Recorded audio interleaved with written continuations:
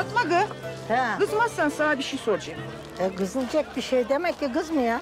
Ama an kızarsan da kızacaksın artık. Sormazsan da çatlayacağım. Bak hele. He. O gün festivalde ateşi yaktırdığın kız vardı ya. He. O bizim rahmetli Gülümser'in kızı değil mi kız? He odur. Kaderin işine bak sen. Anasının karnındaydı kız. Koca kız olmuş da dönmüş gelmiş memleketine ya. Hanife sen istersen bunu her yerlerde dinlendirme gari ha? Niye ki kız? Her lafın bir ağırlığı olur. Değil mi? Öyle her laf her yerlerde konuşulmaz. Aa, Halla değil mi o? Koskoca Halla'nın ne işi var pazarda? Hazır olsun Fatma. Kaça bu gonca güller? Fatma, bir şey sordum sana. Ben de sana satacak mal yok.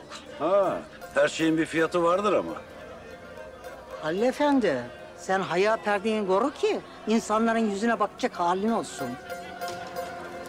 Fatma, o evi de arazileri de alacağım ben. Satma Cenk. Elinden gelen ardına koyma. Al alabilirsin. Ama güzellikle, ama zorla. Alacağım onları senden. Cesedimi çiğnemeden olmaz.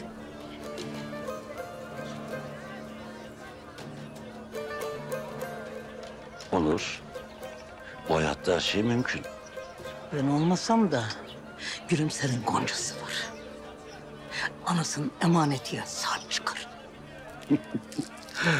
Onu babası alıp tıpış tıpış İstanbul'a götürecek. Eğer bunu beceremezse ben Gonca'yla gidip konuşacağım. Tahir senin gerçek baban değil diyeceğim. Senin gerçek baban Mehmet. Sen ananın karnındayken anan İstanbul'a kaçtı diyeceğim. Bak bakalım o zaman bir dakika burada duruyor mu durmuyor mu? Sen kendine pek güveniyorsun deme Halil Efendi. De bakan. De bakan Gonca'ya. Ama o vakit Gonca kız burada kalır mı, gider mi? İşte sen onu hiç bilemem.